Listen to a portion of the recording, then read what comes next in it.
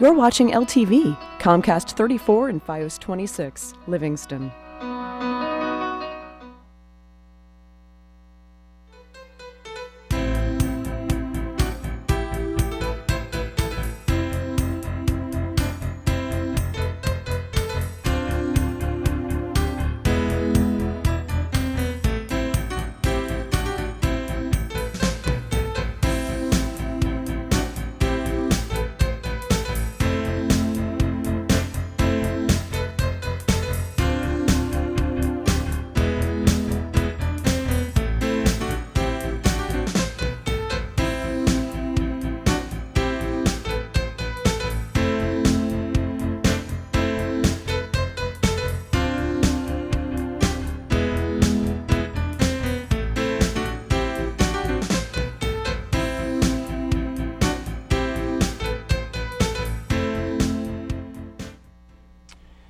Good day, Livingston.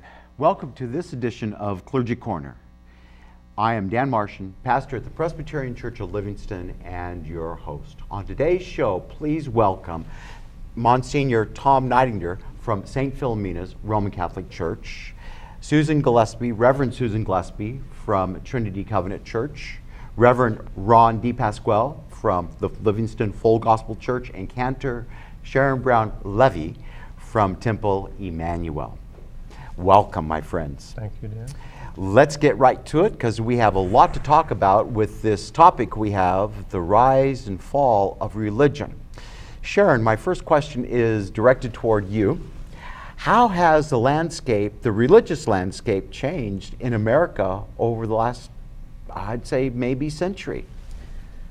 That's a really, really big question to answer. I'm going to start by saying that I think that congregants, regular people in our community, have less of a tendency to gravitate to places of worship naturally. I think that they're not conditioned, let's say, from their childhood or from their family setting necessarily to join because it's obligatory. They're looking for reasons to join that are other than a sense of obligation. They're looking for a sense of connection, a sense of community, perhaps, which they could get over the past century, but they might not be joining now because they feel like it's a sense of obligation to join.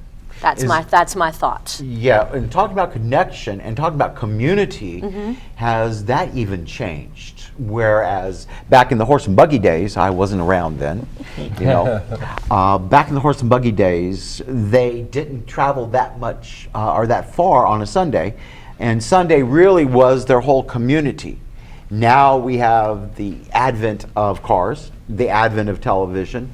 Things are, you can go to a place of worship and drive right by the one that's next to you and go down the road because of your vehicle. Has the inventions changed how we look at religion in America? Ron, what do you think? Well, it definitely has. And the fact, I'll speak for the Assemblies of God, the fellowship I'm associated with, is that when we started back in the early 1900s, people walked to the church, the local Assembly of God church that was there.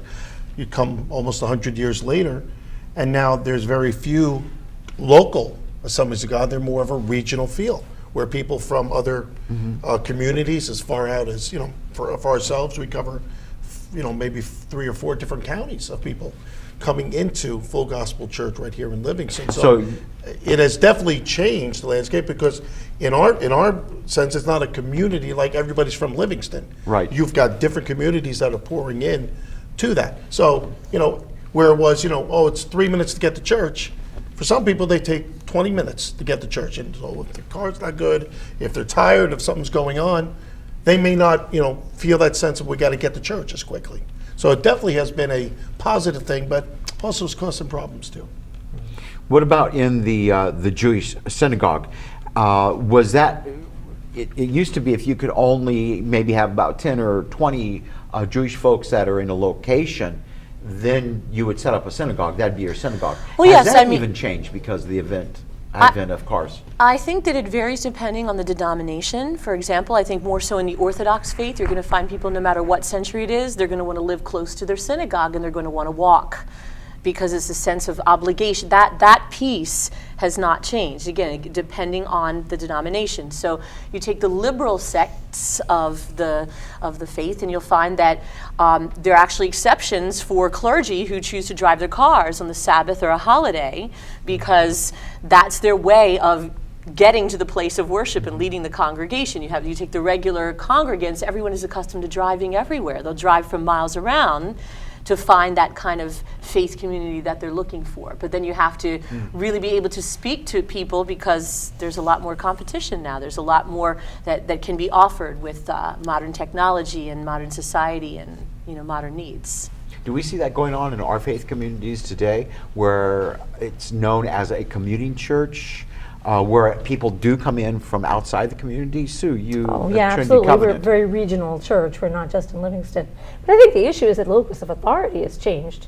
A generation or two ago, it was the church that had authority that said, you come.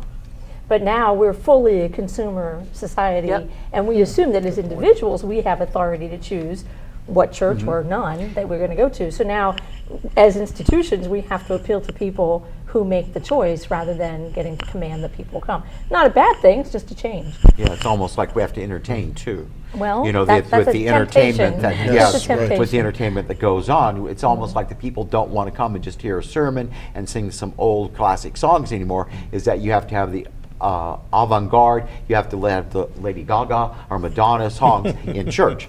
That's Well, and the you have to compete generation with the of whole today. world on the internet. It's not Oh, just, absolutely. Not Plug just the it best right in. preacher in town. It's the best preacher in the world is available on the internet. When I was growing up, it was, the United States was Protestant. 50% or more, we were a Protestant nation. We're no longer a Protestant nation. That has changed in my lifetime. How is the Jewish faith assimilated their faith into America, knowing that we were, and Roman Catholic too, we were known as a Protestant nation.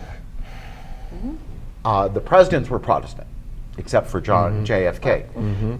But how has that changed, in your view? Well, I think there's a lot more acceptance. I think that the Jewish people, certainly earlier in the century and into the time of civil rights, all through that time, there was a sense of lesser privilege. There was actually, we're not just talking about the idea of worship, but what kind of privileges you get. We were actually separated as a people, not just religiously, but ethnically, we were also divided in this way. I think that with the huge progress we've had in civil rights over the years, and also in the acceptance of varying other minorities, not just ethnic, but also religious and sexual minorities, things like this. We've gotten a lot further along, and we feel like it is not necessarily a country that is quote unquote Protestant or one predominant religion, but we're a country that accepts all people of all faiths, all ethnicities, all colors, etc. We've become a lot more integrated, and I think we've assimilated in some ways. We've maintained our identity, but we've also assimilated too. Can you relate to that, Tom? Yeah, I mean, ironically, or coincidentally, you started talking at the beginning of the show about in the last century. In the last century, when you think about the age of our country, it's that's a relative term. But I mean, certainly as you indicate, when Catholics came to this country for the first time, they were a minority. And they were, in very many ways, they were persecuted. I mean, churches were burned down, and all other sorts of things that did happen. In fact, the Catholic Church almost created a parallel society within society. That's why we have Catholic charities, Catholic hospitals, Catholic schools, Catholic, because we just were not accepted, and that's how they developed. Now that's very much changing now. But I think, overall, that's something that affects all of us today. And I don't have the numbers. I do not have the numbers. I wish I could remember the numbers. I was thinking about them as we were talking, but not so much even in the last century has this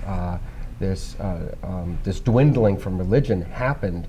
But I'd say probably within the last 10 to 20 years has been the most dramatic slip in percentages of people who actually affiliate and identify themselves with a certain congregation or religious institution. Like from 1980 to 1985, it dropped by a few percentage points. But from 1990 until today, it's dropped like 30 percentage points of people who identify with a certain congregation. And certainly, I think we're all experiencing that to a large degree.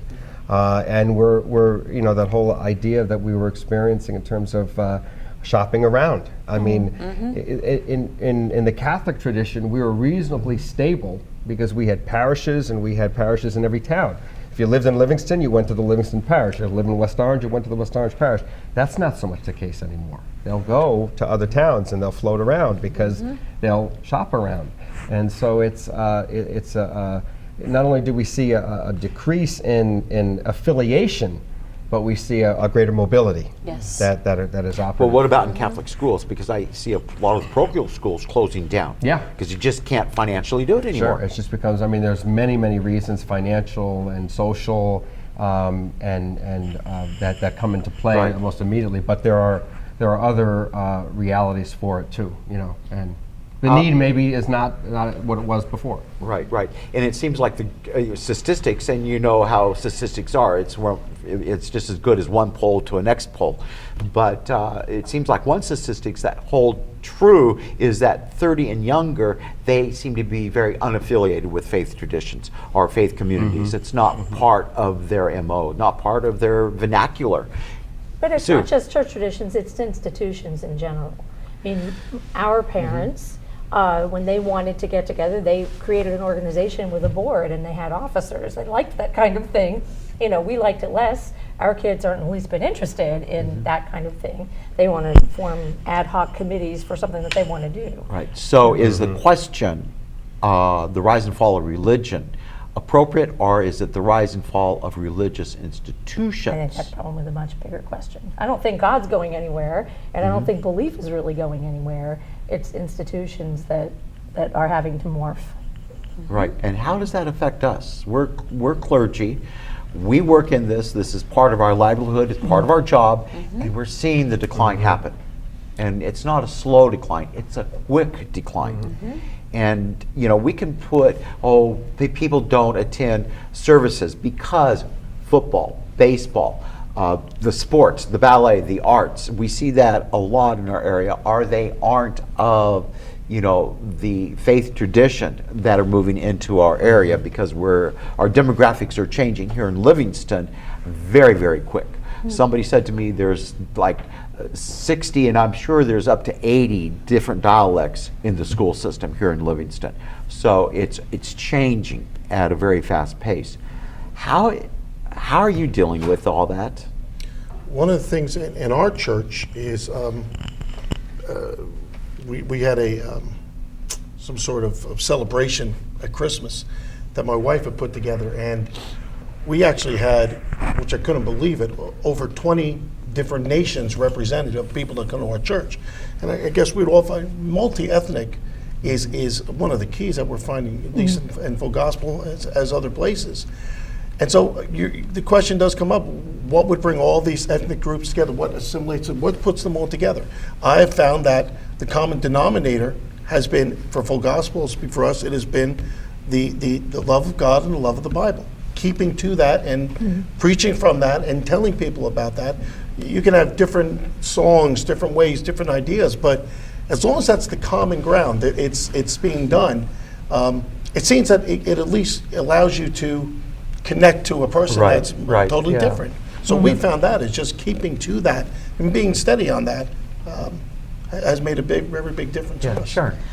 I'm just chomping at the bit because I want to kind of bounce off of that. The love of God, the love of Bible, and we, part of our Bible we enforce quite a bit is the first section of what you would term to be the Old Testament, which we call the Torah. That's a huge focus of what we teach on a regular basis, in addition to being connected to the land of Israel as Jews. So it's not just, Jews of different ethnicities and backgrounds here in the United States, but also we're forever connected to the state of Israel. That's a big connection. On top of everything else, the music is a huge connection, no matter where you go. And not just in synagogues, but as a matter of fact, our Interfaith Clergy Association is about to connect through music at our congregation this coming Sunday. So this is yet another vehicle. Most importantly, though, I keep re-emphasizing the verb to connect, because it's not just a connection to the Almighty, but it's a connection to one another, real relationships. It's about people finding a way. That's how they're reaching this level of satisfaction in consumerism through faith, is that they're creating real relations, relational congregations.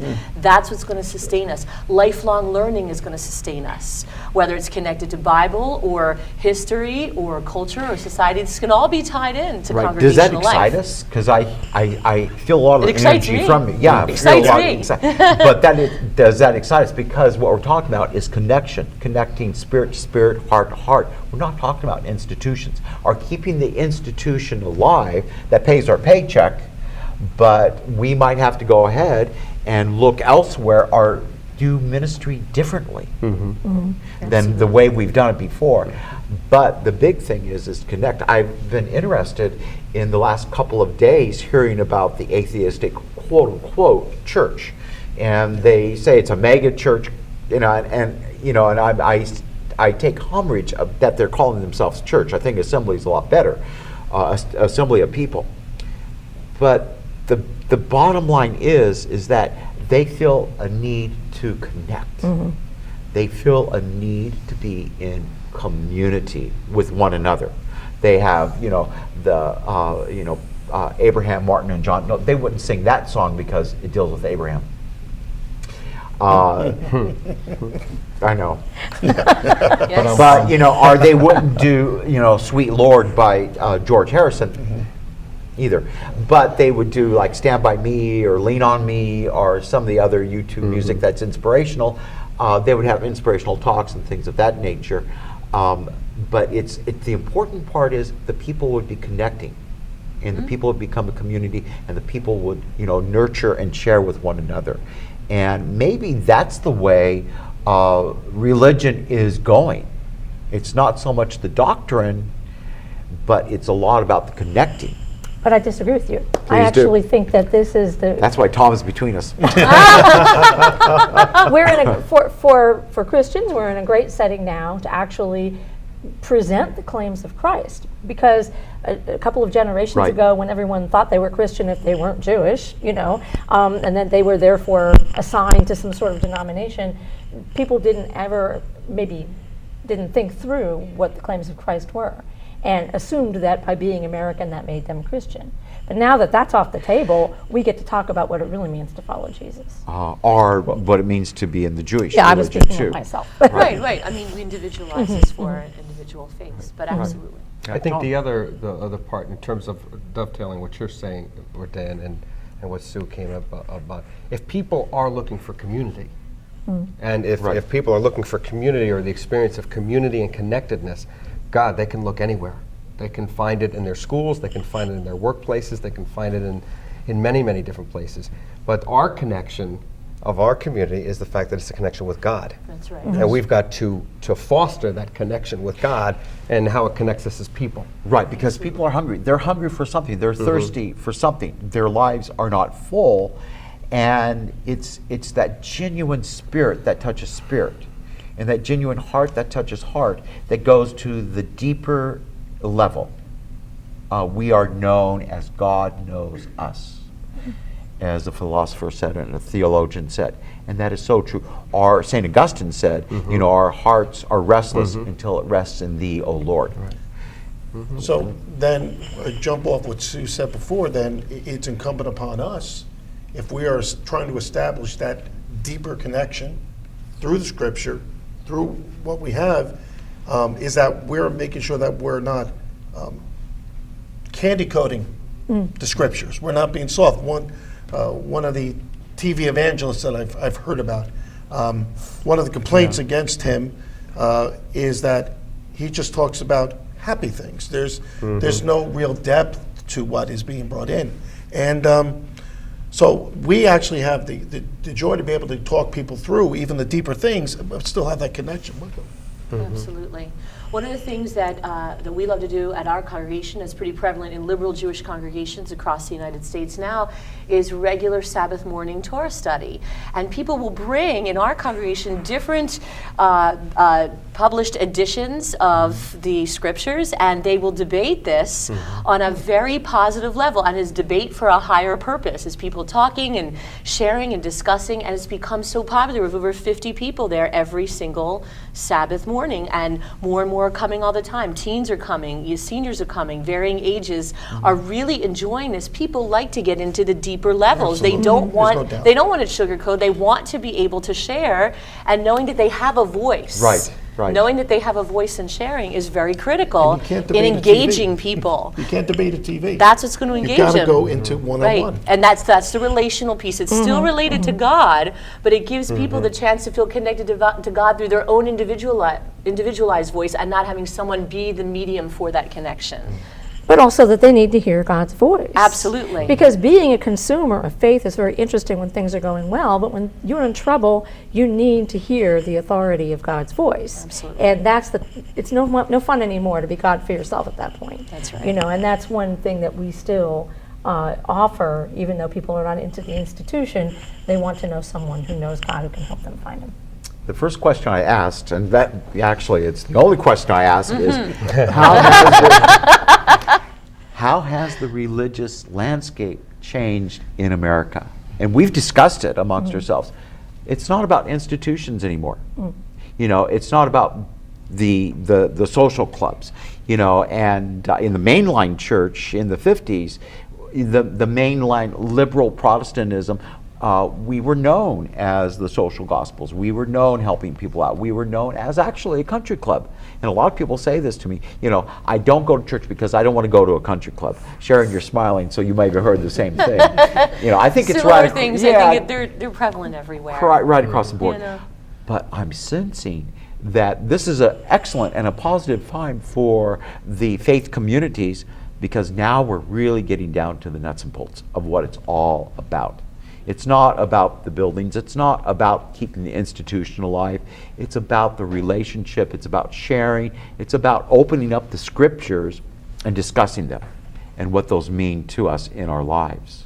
And I can see that changing in America and how that has affected the religious landscape. No longer are we the influence, you know, of the presidents or in Congress. I'd like to know what happened to the moral majority. Remember the moral majority? Are the Christian coalition, what happened to them? They're not valid anymore. They're not valid in America because America's changed quite a bit. I think another change we're going to see is there are going to be fewer religious buildings. You know, there are so many congregations that are not going to be able to keep their buildings. They're too small anymore, and that kind of thing. What's going to happen next, I think, are going to be more living room churches or synagogues, perhaps, I don't know. But, you know, more living room gatherings of worship, because the buildings are going to go away. And that's going to be interesting to see what happens, whether or not we will build them all again, or if it will never be that way again. Right. Yeah, another thing I hear is that a building will house many different worship traditions. And that's going on. I know a number of Assembly of God churches that actually have made their sanctuaries, their new buildings, just a very bland or vanilla room, mainly because of that whole issue. Because if there's others that want to come in, they don't have to worry about whether there's a cross up there or that. I don't know if I'm there yet, but these other guys are doing it, and it's a little bit effective of what's going on. So there is a trend towards that way. Yes. Is that you're going to see I've that heard about more that and more. trend. Yeah. And of course, then there's always a tension between what mode are we in? Are we in shutdown mode or beginning to shutdown mode, or in the opposite, are we going to try to re-establish or reinvigorate or do whatever we can do?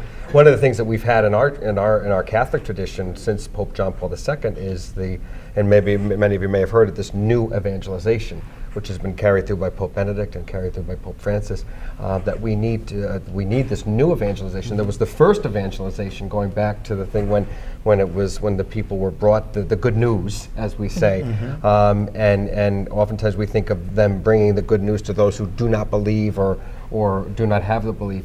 But this new evangelization is almost like a re-evangelization of the very people that are even there, and trying to rebuild And that's what Pope Francis has said, build my church, and this new evangelization is something that we did. We did something at St. Philomena's this past fall called Discovering Christ, and it was basically a tool of evangelization that brought together people for a 7-week experience where they would come together, share a meal, share a teaching, and then they'd get into small groups and talk about their faith. And we had close to 180 people register for that. That's great. And it was very, very successful. I'm glad you did. I was starting to worry about you guys. Do we have the energy to do it? Yeah, and that's a good question. We need to have the energy to do it. Because all us clergy, we do what we do well. I've been enormously impressed with all the clergy here in Livingston, and the work that we have done in our faith communities, helping our faith communities, and I think we have really top-notch clergy here in Livingston to reach out to the community, to be involved in the community, and to have love for this community and the people within our walls. But do we have enough energy when the whole religious landscape has now changed to be part of the new beginning? It's old. The institutions are dead. We just haven't had the funeral yet. But now it's moving to something new, and it's a new beginning. Do we have the energy as clergy to do this, or what would prohibit us from, If we doing don't, it? then we need to in my opinion, center our attentions towards this next generation that's growing up. Having the education in our faith communities to teach them what's important, what's real. They're going to change the styles. Who knows what the church, the synagogue's going to look like in 50 years? Absolutely. Who knows? That's where they're going to be now, the clergy. But if we can educate them now, make sure to say, this is what you hold solid to. Everything else can change. What do we want to educate them? What do we want to educate the upcoming generations? For me, it's the truth of the Bible and the doctrines of the church that have carried us through and will carry us in different styles and ideas. But I think that's the rock solid thing that we have to stand upon, is those there, and then everything can grow from there. Right, Sharon. I think we need to continue to foster a connection to God and to prayer. I think we need to really let children, these younger generations, understand what does it really mean to pray? What is this? What is their personal prayer? What is that connection? They need to continue to learn, and that learning is lifelong. It doesn't stop after bar and bat mitzvah. In my particular tradition, it's a connection to the state of Israel. It's a connection to varying kinds of music that draws people in. And it's a connection to repairing the world. And there's a Hebrew saying, tikkun olam, to repair the world. If we repair one thing, we can repair the world. If we save one life, we save a world of lives. So to continue to teach these doctrines, those are universal doctrines, I think, go across every single faith, not specifically the Jewish faith. And I'm going to stand for those doctrines, and also including those with special needs. I think it's very important that we begin to address that, because there are certain styles of worship we're accustomed to. We need to continue to reinvent ourselves as clergy for every generation and make that connection to one God accessible to every generation, and not focus on what we know, but always be in that learning modality for ourselves. Continue to grow professionally and spiritually. Sue, what about you? Well, when you asked the question, I was thinking the question isn't really whether I have the energy, it's whether the Spirit does, and I think the Spirit's at work, I like what you're saying. The children in our church are not tomorrow's church, they're today's church. Absolutely. And the Spirit is at work in them, and we need to learn to listen to the children, the elderly, and all around to see what the Spirit is saying. Well, thank you so much for being on today's show, for your insights, and for your enriching comments. Thank you so much for being with us, friends. And thank you so much for joining us in Television Land. If you have any comments or questions, please send them to livingstonclergyassociation.org. Until we meet again, may God's love be with you.